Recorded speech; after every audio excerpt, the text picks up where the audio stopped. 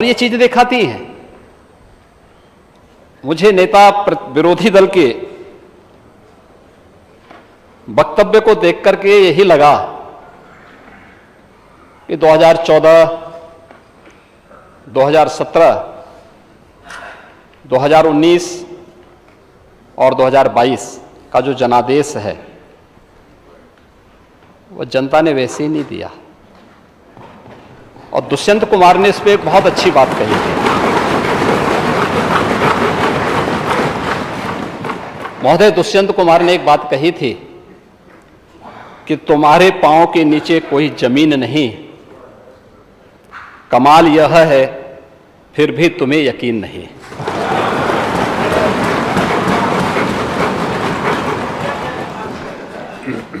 उन्हें जमीनी हकीकतों की कोई जानकारी नहीं है। और तुलसीदास जी ने बात कही भी, समर्थ को नहीं दोष गुसाएं। ऐसे ही लोगों पे बातें अक्सर से सही बैठती हैं,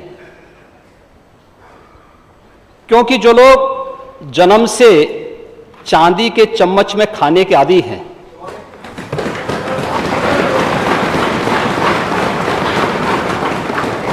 वे गरीब की समस्या को क्या समझेंगे। अगर भारत की खेती की बात होती है तो नेता विरोधी दल उसके साथ बाड़ी शब्द भी जुड़ता है, पशुपालन भी उसका पार्ट है। और जिस सांड की आप बात कर रहे हैं ना, ये सांड भी उसी का हिस्सा है। आपके समय में ये बूचड़खानों के हवाले होता था, हमारे समय में यही पशुधन का पार्ट बना हुआ है। और इसीलिए उस सच्चाई को आपको स्वीकार करना चाहिए कि आप अपनी विफलता को छुपाने के लिए, कुछ पेपर की कटिंग थी, लगता है कि होमवर्क करते समय शिवपाल जी ने कुछ पुरानी कटिंग भी बीच बीच में रखवा दी है,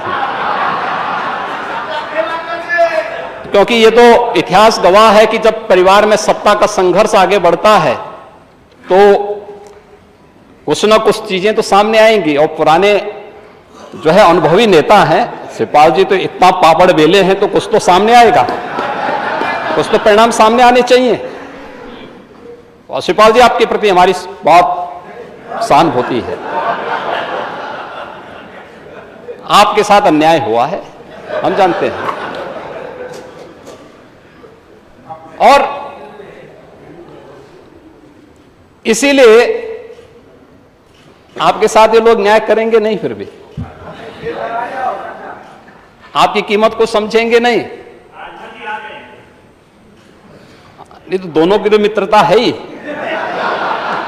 नेता विरोधी दल आज सरकारी हॉस्पिटल में मरीज इसलिए आ रहा है क्योंकि उसको दवा मिल रही है, उसे डॉक्टर मिल रहे हैं।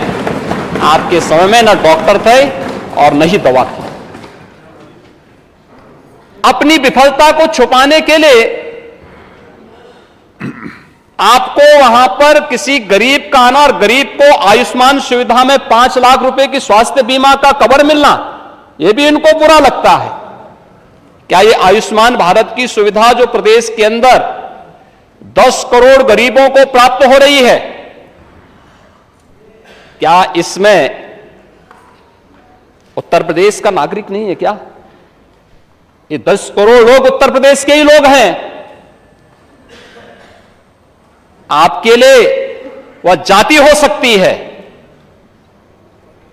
आपके लिए वो वोट बैंक का मुद्दा हो सकता है, हमारे लिए उत्तर प्रदेश का नागरिक एक परिवार है। परिवार योजना लागू ही भारत सरकार लिखती थी, इन्होंने नहीं दिया।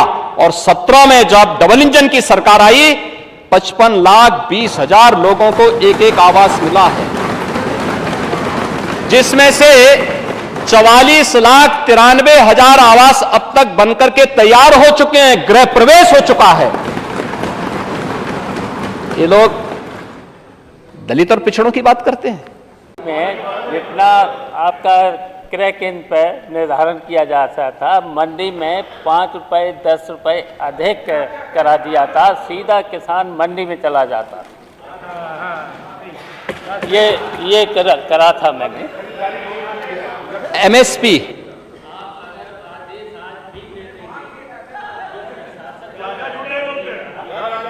कभी क्रय केंद्र पे जाएगा ही नहीं किसान, सीधा मंडी में चला जा, आ जाएंगे आपने और माननीय मुख्यमंत्री जी, आपने देखिए, आपका हम सम्मान मेरे करते हैं। साथी को जल्दी शपथ दिला देना ना, जो मेरे ही साथ आ जाए। हाँ, ठीक है।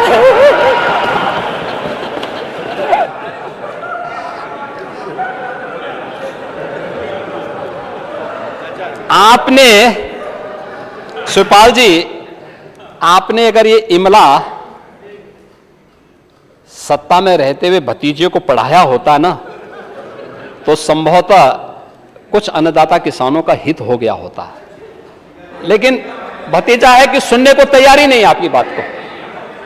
तो इंजीनियर हो गए, फिर मुख्यमंत्री हो गए।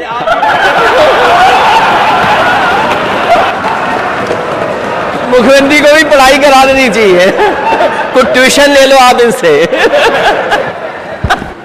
लोक दल से जुड़े हुए हमारे जो माननीय सदस्य हैं, थोड़ा उस आंकड़े सुने। हमने नई चीनी मिलें भी दी, बंद चीनी मिलों को भी चलाया, और आप ये भी जानते हैं कि कोरोना कालखंड में जब नेता विरोधी दल घर के अंदर दुबके हुए थे, तब हम लोग चीनी मिलों को चला रहे थे ना। मुझे लगता है कि नेता विरोधी दल कहीं भारत छोड़ न जाए, कहीं और जगह की यात्रा में न निकल जाए। यानी दो से नहीं, वैसे छोड़ना नहीं चाहिए, आपको रहना चाहिए। लेकिन महोदय, कैसे उस समय की स्थिति थी?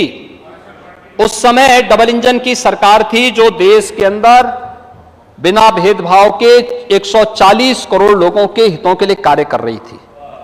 फ्री में राशन की व्यवस्था हो, जनधन अकाउंटधारी जितने भी माताएं थी उनके अकाउंट में धनराशि देने की बात रही हो, या फिर जितने भी उज्ज्वला योजना के लाभार्थियों को फ्री में रसोई गैस के सिलेंडर उपलब्ध करवाने की कार्रवाई रही हो, पटरी व्यवसायी स्ट्रीट वेंडर के लिए पीएम स्वनिधि योजना लागू करने की कार्रवाई रही हो, या फिर जितने भी लेबर क्लास लोग थे, श्रमिक थे, उनके लिए भरण पोषण भत्ता देने की कार्रवाई रही हो। और डबल इंजन की सरकार थी तो इसकी डबल डोज भी उपलब्ध हो रही थी, हर एक गरीब को डीबीटी के माध्यम से उसके तक पहुंचाने का कार्य भी हो रहा था। लेकिन मुझे बताते हुए प्रसन्नता है, विगत 5 वर्ष में डबल इंजन की सरकार के कार्यों का परिणाम है, उत्तर प्रदेश की इकोनॉमी को हमें दोगुना करने में सफलता प्राप्त हुई है, पर कैपिटा इनकम को दोगुना करने में हमें सफलता प्राप्त हुई है। ये हम लोगों के और प्रदेश के हर नागरिक के परिश्रम का, यहां के किसानों का, यहां के कामगारों का, यहां के श्रमिकों का, यहां के युवाओं का, यहां की माताओं का, यहां की बहनों का, सबका संयुक्त परिश्रम है कि प्रति व्यक्ति आय दुगनी होती है, प्रदेश की जीडीपी दुगनी होती है और प्रदेश लगातार विकास के पथ पर अग्रसर होता है। लेकिन उन्हें अगले 5 वर्ष में $1 ट्रिलियन की इकोनॉमी बने, ये अच्छा नहीं लग रहा है। कहते हैं कि वाटरवे कहां है? परिवहन मंत्री पता नहीं यहां है कि नहीं है। अगर नहीं है तो कम से कम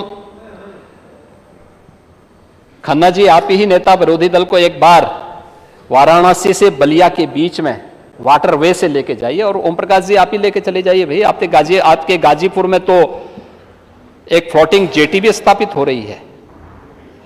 यद्यपि मैंने आपका नाम बोल दिया, लेकिन अब आप उनके टारगेट में आ जाएंगे। बैठिए।